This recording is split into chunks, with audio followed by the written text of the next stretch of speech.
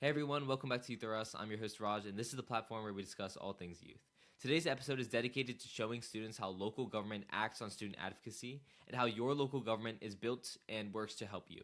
To give more insight on this is today's guest, Councilmember Kate Stewart, who represents District 4 on the Montgomery County Council, including communities such as Silver Spring, Tacoma Park, Kensington, Garrett Park, North Bethesda, and parts of Chevy Chase. She chairs the Government Operations and Fiscal Policy Committee and the Audit Committee, while also serving on the Transportation and Environment Committee.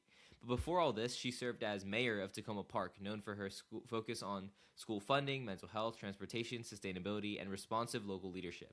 Councilmember Stewart brings a strong record of public service and a clear commitment to building a stronger and better future for Montgomery County. So with all that said, I hope you all enjoy, and let's get right into it. Hey everyone, welcome back to YouthRUs. I'm your host Raj, and I'm here today with Councilmember Stewart. Would you like to briefly introduce yourself? Hi, everyone. I'm Kate Stewart. I'm on the Montgomery County Council and glad to be here today. Thank you so much for being here. So first of all, how's your day going so far, and where are you joining us from? Well, I'm actually joining you from my car today because we've had a really busy day. There were a number of activities, and in addition to being the current District 4 County Council member, that includes Silver Spring, Kensington, Garrett Park, all the way up to North Bethesda, like the Pike and Rose area. It is also election time. So I am running for re-election, and we were out today knocking on doors, talking to folks to remind them that the primary election, is coming up in June. Great. And I want to get a bit into your time in public office and everything, all the awesome stuff that you've done. But first, how did Thanks. you start getting involved with advocacy work? Was it something that you know you thought you always wanted to do when you were younger, or was it something that you realized as you got older, like after school? Yeah. So I think throughout my life and even before I was an elected official, I've done a lot of work in the community on different issues, depending on the different point I was in my life. I first decided to run and become an elected official. Oh, gosh, I think it's about a decade ago now when in the city I live in Tacoma Park. We had one of our council members, unfortunately, she passed away, and that left a vacancy on the city council. And I had a colleague of mine who came to me, a neighbor I knew, who said, the only people on the city council are men, and the only people running in the special election are two men. And so we could end up with an all male council. And we didn't think that was a great idea. And they convinced me to run in that election. And it was a special election. It was super fast. We only had 45 days. But that was the first time I won an election, and I got on the city council in Tacoma Park. Great. And I mean, you've Mhm. served for city council for Tacoma Park. You've served as mayor. You've served, Yep. and you're now a county council member. How has the journey of being in all these positions shaped the way that you think about serving people in your constituency? I guess. Yeah. So before I got on the city council in Tacoma Park, I did a lot of work professionally at the federal level, and some state work. And I think that for our community, there's a lot of people who do focus on the national or state level politics. And just policy issues. But once I got on the city council and doing that work as mayor and now on the county council, really seeing the impact of the policy decisions and the work that we do to assist constituents in our office, how that has such an incredible impact on their daily lives. And in particular, right now, with everything that's happening in our country and the really cruel policies coming out of the White House, uh, we're really connected with the residents in our community. They know who we are. We're right there on the ground. We work in partnership with our, the folks at the federal level, uh, but to be able to see that day in and day out, that impact that we have on people's lives is really important and very gratifying. So I'm very excited to be able to work at the local level. Would you say that, being able to work at the local level and really see how, the work you do impacts our community, would you say that that's almost an inspiration or like a motivation to keep working and keep in the public sector, I guess? Yeah, absolutely. Because lots of times, when you are working on like policy change or something, it can take a really long time to see what, the outcomes of that and the impact it has. But at the local level, you can see that a bit faster. I'll give you one example that we're working on right now. This bill called the Motor Vehicle Recovery Act, and I heard, probably a few months ago, working with some residents and community members in mutual aid groups who had people who were detained and taken, people who were just awfully taken from their cars. And when the cars were left behind in the right of way in our streets, lots of times they had to be towed because they were blocking traffic, and we couldn't find someone to take the car. Well, once a car is towed and impounded, the under our current code, the only person it's supposed to be, or people it's supposed to be turned over to, is somebody who's on the title, like the ownership forms for that vehicle. But unfortunately, many times that's the person who is actually taken by immigration enforcement. And so families are left without a car. And we know, even though we try and have good public transit, lots of people are so dependent on cars to get to jobs, to get to school, other things. And so the hearing that, I've been working on this bill so that we can change the laws and make it easier for people to use other forms of documentation to show a relationship to the owner and get their vehicle back to them. And so I'm hoping that moves through the process pretty quickly. But that's an example of hearing something a few months later, being able to introduce legislation and then have that really go into effect and impact families right away in a positive way. Yeah, great. So, in addition to that work you've done with, the Motor Vehicle, um, sorry, Recovery Act, But yeah, the Motor Vehicle Recovery Act. Yeah. Recovery Act, you've done a lot of work in a lot of different sectors, including mental health, housing, transportation, climate, and even economic opportunities for people all over Montgomery County. So, which issue that you've been working on, or which of these kind of categories of issues do you think is most important to focus on right now, and maybe why? Oh gosh.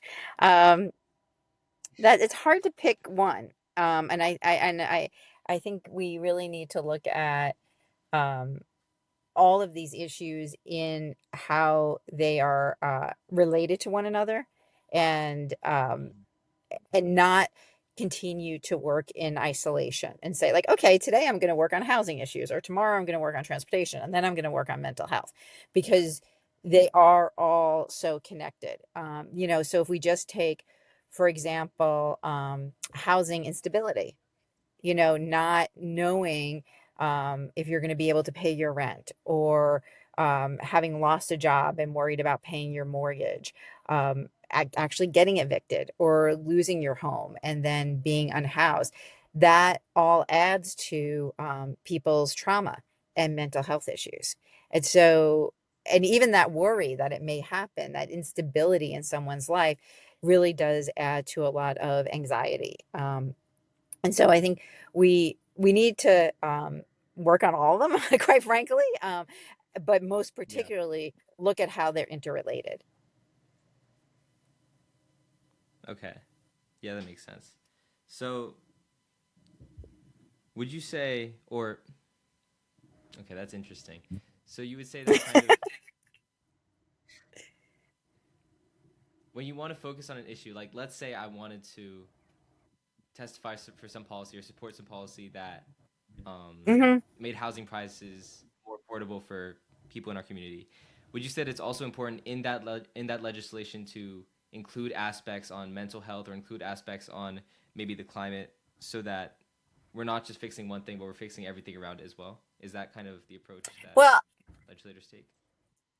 yeah, yes and no. But so let's just look at housing. So one of the things that we do in on the council is when we have say a bill or a zoning text amendment that we're looking at, we are also looking at and we have especially on bills, we have a climate impact a statement that is prepared and given to the council. We have the fiscal impact. How much is it going to cost us as a county to do the policy? We have an economic impact. So what is it going to? How may it help or harm our local economy by doing something? And we also have a racial equity and social justice impact statement when we look at these bills. So as we're reviewing, it's really important that we have that information so that we're not just looking at it in isolation because and particularly the racial equity and social justice impact statements are so important because they provide history of other actions that were taken in our county, and it provides the opportunity to really think about what some of the outcomes could be, because lots of times you're writing legislation and you could have good intentions and you could say, oh well, this is what I think is going to happen, and getting this independent analysis is really helpful because it provides more information to say, well, this could also happen. So for example, we had a faith zoning text amendment that I was working on to help allow houses of worship build affordable housing on their properties.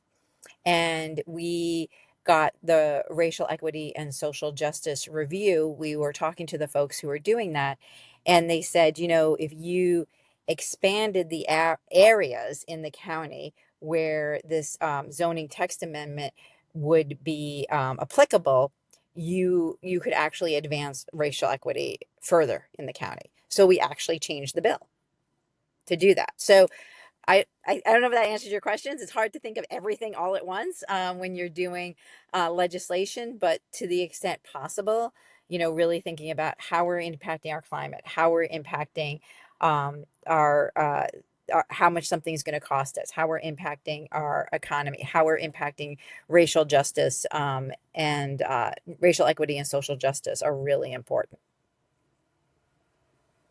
Okay, thank you. No, that doesn't answer my question. Don't worry. Yeah. But kind of switching gears a bit, a big reason why I wanted you to talk today was because you obviously have a big part in our local government, and I wanted students to be able to see how the local government impacts them directly, and also how they're able to participate in their local government and talk to Yeah. their representatives and their legislators. But so for students who want to make changes and want to be able to testify and get their voice heard on bills such as these, what advice would you give them about being taken more seriously, I guess, Oh, when well, they're I would doing this type of say, stuff? yeah, so I would say we take the testimony of all folks, and particularly young people, really seriously at the council. It's very important to hear directly from young people on the issues that are before us. And I would say that, if it's somebody's first time testifying, a good thing to do is reach out to your council member's office or the lead on the bill and say, oh, I really, I'm very supportive of your bill. I'd like to come testify. Uh, you know, I've never done it before. Can you provide Mhm. some assistance? Or even if you oppose the bill, like you should, we need to hear that too. And like why somebody would oppose something we're working on, or maybe it's they support it but think there should be changes to it. And so lots of times we've had people in the community reach out to us if it's their first time testifying. I have had groups of young people as well as other groups come in and when we're not in session and walk through the process and bring them into the area that we call the chamber, which can be intimidating, right? Like you have to go to the chamber. um, and we sit up on a dais and people are below us, which I hate, like just the whole setup. And just the whole idea that you get 3 minutes to speak and everything else, and just how it all works. If you haven't done it before, like just even sitting in the room, getting to practice, we do that all the time with folks. And if people feel more comfortable providing their testimony in another language, we have translators available to folks. If anyone has any type of, either visual impairment or something that it would be helpful if they got more time than the 3 minutes, they can contact our office, or their council member's office, and we can help get accommodations for that as well. Because we want to make it as easy as possible and as comfortable as possible for everyone to come and provide testimony. And you can also do it by Zoom as well. So you don't have to be there in person. Though I will say being there in person is really powerful, but you can also testify by Zoom. Well, there you have it. I mean, the local Yeah, government, it really does help you a lot, and I guess does care a lot more, especially about students' voices too. So I guess from now, I'm just going to. I think we can start talking about specific policies and how sure. legislators work can help students in direct ways.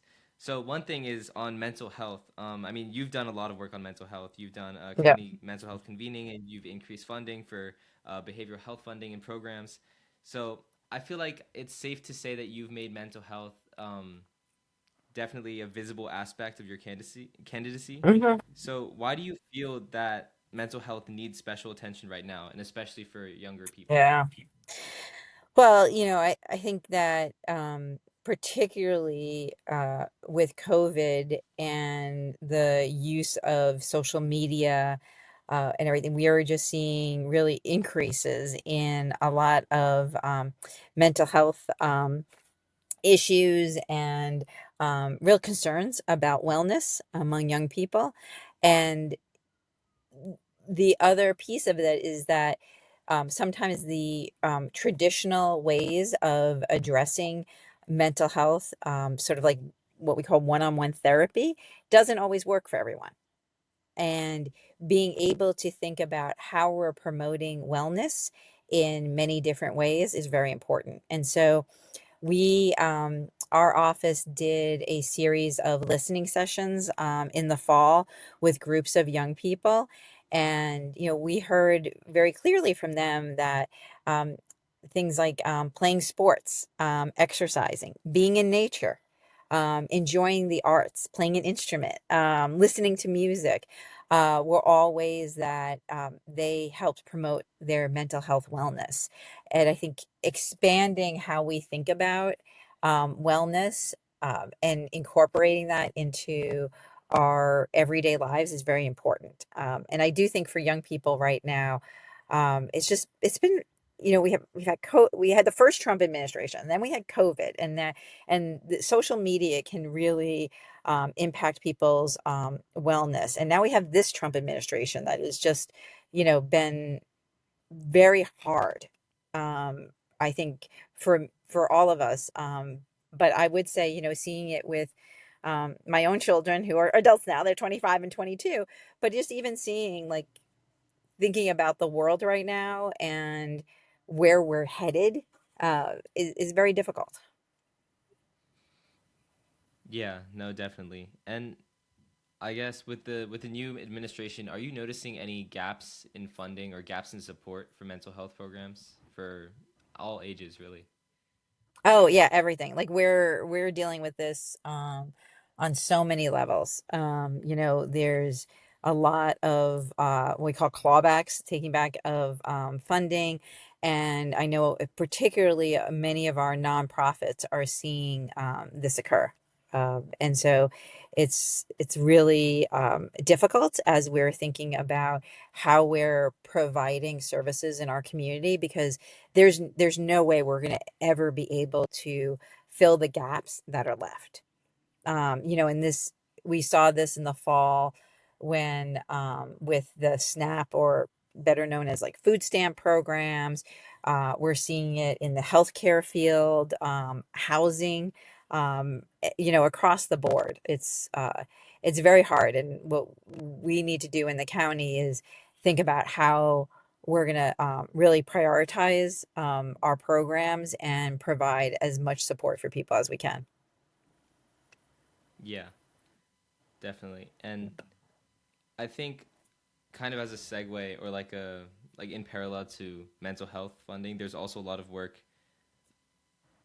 um, going into, school funding, childcare support, primarily because mental health is Yep. also impacting a lot of young people more than in my opinion, than it used to. Where it's definitely becoming a more visible problem. So, Hmm. if you, again, this is a harder question, but if you could launch one initiative that specifically targets, students or young adults, really, like that, the entire young population, what would that kind of focus on? I think it would really focus on mental health and how we can promote wellness through many different ways.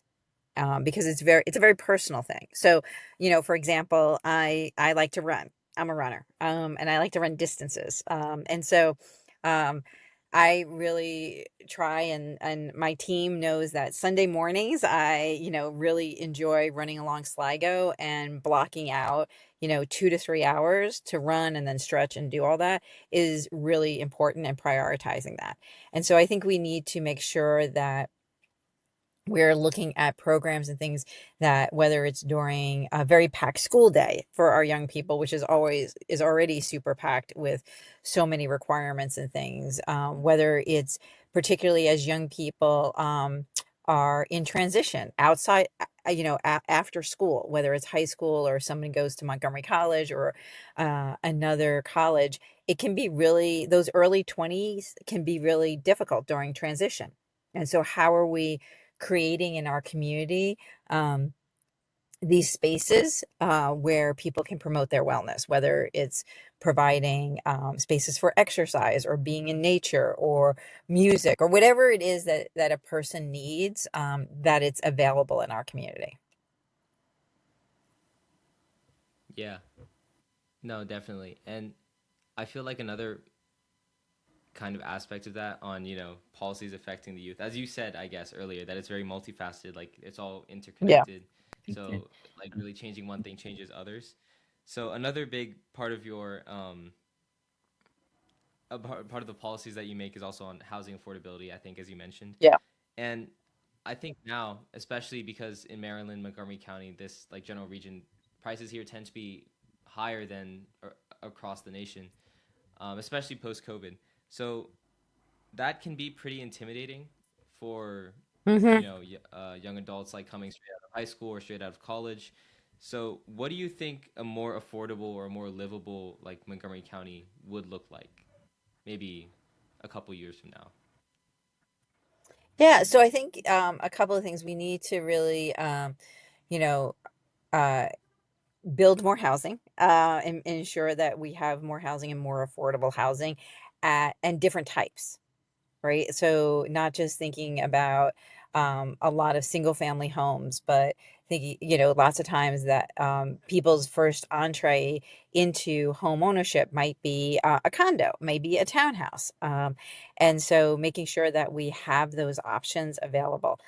We also have to make sure we have the jobs here for young people, so that they can work and come back and want to be here in Montgomery County. And so I think, and continuing to have great public schools, because once young people come back, have a job, get a house, if they start a family, they want to have a good public school. So it's an example of how all these things are interrelated, and we're not going to have good schools if we don't grow our economy so that we can fund the schools. And we're not going to grow our economy if we don't have the jobs here and the businesses in industry that want to come here. They're not going to want to come here if we don't have the housing for the people who are going to work for them. So it's all related. There we go. And I think I think this just this recurring point that everything just depends on everything else. which I think is pretty interesting. I Yeah. never actually thought that it would be so connected. And then I guess I'll change gears one more time too. I know you've done a Yeah. lot of work with transportation, and that kind of goes hand in hand with environmental work or climate change prevention, Yep. advocacy. So you've done work on transit, roadway safety, all that kind of stuff, and also plastic bag reduction. Anyway, so what I was trying to say is that transportation really does shape all the stuff you mentioned as well, between Yep. school, work, where they go, where they live. So, what are your priorities, as a legislator for making mobility and making Montgomery County a safer place and more a better place to live, I guess, in terms of transportation? Yeah. Great. So we really have to prioritize people walking, people biking, people rolling. That as we're thinking about our communities and how people are getting around, that is really important. For too long, we have prioritized cars. I'll give you an example. When we're looking at development projects, or you look at whether or not an intersection is a what they call a failed intersection, and they do studies of it. The way they measure it is predominantly how quickly a vehicle can get through the intersection, and other things like how safe it is for pedestrians or other things are not factored in at the same level. And we're changing that in the county. We had the a master plan, our streets master plan that the planning department did is something that like I don't think anyone else is doing around the country, in terms of planning departments. And it really looks at not just, where we have sidewalks, where we're connecting folks, but how comfortable it is for people to walk in areas. And that's really important because it's not just like, oh, do we have a small sidewalk over here, but like the cars are going like 50 miles an hour next to it, and so you don't actually feel comfortable even if there is a sidewalk there. And so looking at those, again, interconnectedness of how we're evaluating our community, I think, is really important. And then we also have to do the investment in projects. And I lots of times, we're seeing this on some of the bus rapid transit projects. There's people are raising concerns about, will this slow down, individual cars and how quickly they can get through areas. Are we having to take some existing part of properties in order to put in the bus rapid transit? And these are all hard decisions to make. We can't make them lightly, but we need to really be thinking about what's the goal. Is the goal building more transit? Is the goal building communities where people aren't just don't just have sidewalks, but actually feel comfortable walking there or biking or rolling? I think that's the mind shift that we are, I feel like, making in the county, and we need to do it a little faster. Okay. And I think it's one thing you said was really interesting about the people raising concerns that is it going to be efficient. So, Yeah. and you did say that it's a tough decision, but when you have to face those kinds of decisions where people are arguing that um, either it's going to take too much of the budget and they'd like to allocate it to more efficient transit, or maybe there's some sort of environmental policy that the government wants to enact about mandating electrical buses, but then people are like, no, we need to keep the gas buses because they're more efficient or whatever. I don't believe that's true, but Yeah. anything like that. Do you do you care more about, or do you factor in more of public opinion on something, or more of the county's goals when making Oh. when trying to pass legislation? Well, I think I mean, I think it's important to listen to both, right? Like, so it's Yeah. you have to listen to residents about what their concerns are and understand also what their goals are. And sometimes they line up with what you want to do, but and honestly, sometimes they don't. And you just have to be honest with people. I will tell you, when we do some master plans and planning in the community, have had residents tell me that their goal is to make sure that they can get from point A to point B as fast as they can in their car. And I've been honest that that's not my goal. It's I don't want them sitting in traffic all day long, but um, my goal is to make sure that we are building whole communities where we have public transit, where people can walk, bike, and roll and do that safely. And so, you know, that's it's important to have those conversations and take that into consideration as you're thinking about the policies and the decisions you have to make. But I think it's also really important to make sure people understand where sometimes we may not agree on that. So Yeah, I mean that's fair. That's definitely fair because it's just sometimes I have to think about it myself. Like, how can government pass something when everyone's either opposing it or there's so many conflicting opinions from both sides that nothing's going to happen? So I feel like there has to be some sort of line eventually where you have to say, well, this is better for the public as a whole rather than this one specific group of opinions that is slowing down progress, I guess. But yeah, kind and of you also just have to coming consider closer to the. who. Oh, sorry, I was going to say you also have to consider Sorry, like go ahead. where you're hearing things and who comes out to meetings and who's able to share their opinions. And I will say that I think one of the things that I try and do is also, particularly when I have my own bills, is go out into the community and talk to folks because again, lots of times we live in a county of 1.1 million people, and lots of people come to our public hearings, and we make that as easy as possible for folks. But there are a lot of people who don't even know we are having that conversation at all. And so, really making sure that we're continuing to always evaluate and think about how we're gathering opinions and input is really important. Yeah, definitely. So, is there something that?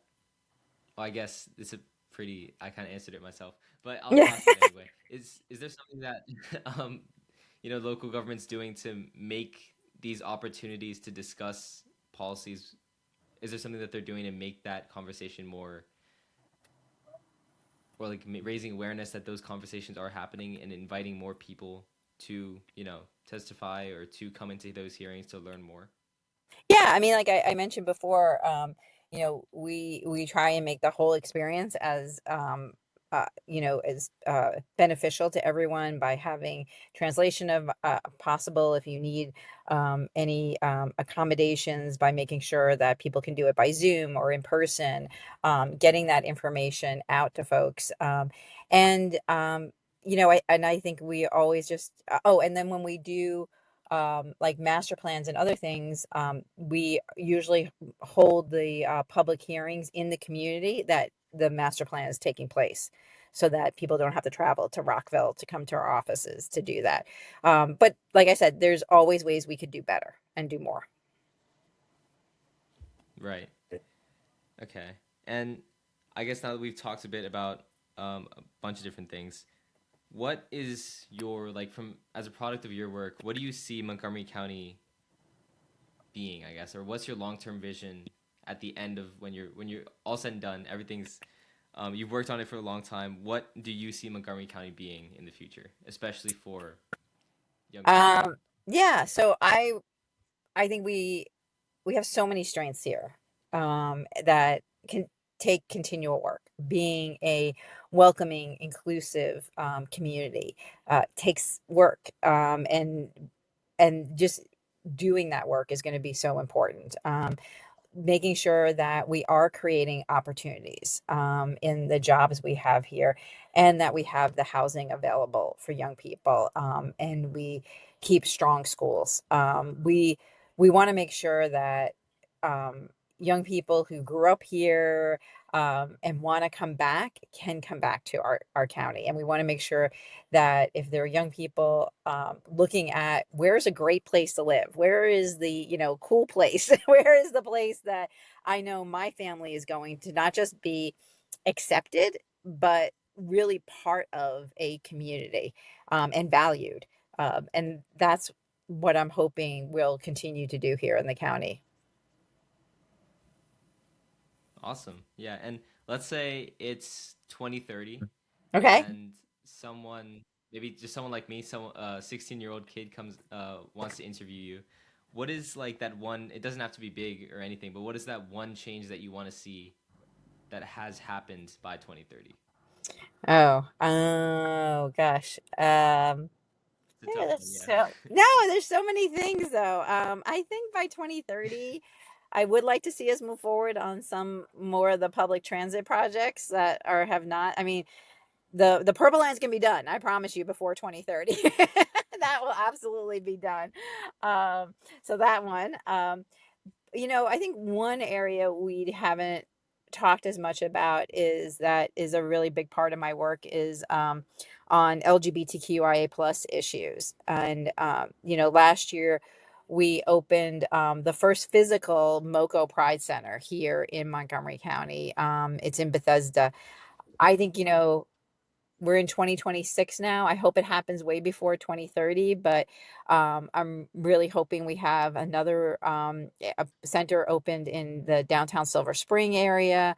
Um, I would love to see more support services for people who are uh, facing housing instability and are unhoused. And you just being treated with dignity and having, I mean, we try now, but our shelters are overcrowded. And I would love to be able to create, like, if I was just like my magic wand and like the things that if I had the money and I the power to do this, I would love to build and create some type of drop-in center where people can do their laundry, shower, get access to services they need, and whether it's medical health care, wellness services, and be able to live their lives. Yeah, no, that sounds awesome, honestly. That's Yeah. an admirable goal. Um, is there I think you honestly answered the last like couple of questions I had. Is there anything that I haven't asked you yet? I mean, if you'd like to talk more about your work with the LGBTQ community, but anyway, if there's anything I haven't asked you yet that you'd like to talk about for a bit as a final note, No, I think one of the things that I guess I would talk about is the importance of young people really, being involved. And I know it's hard. It There's a lot of things everybody is working on and stress at this time, and I think the one thing I would say to folks is find what you're passionate about. What is that issue that you feel really, really passionate about? Could be the environment, climate, it could be LGBTQIA plus issues, it could be immigration issues. And really think about how you can push us on the council to do better. And we may not always be able to do that. We make mistakes too. We're we're people too, and and that can be hard. But know that we do really want to work with you in addressing these challenges. And yeah, I think that's probably it. well, thank you so much, Councilmember Stewart, for taking out the time to come on. Thank you everyone for listening, and also good luck, and I wish you all the best on your campaign and the new election season coming Great. up in the second half of the year. Hmm. Terrific. All right, thank you everyone. Thanks.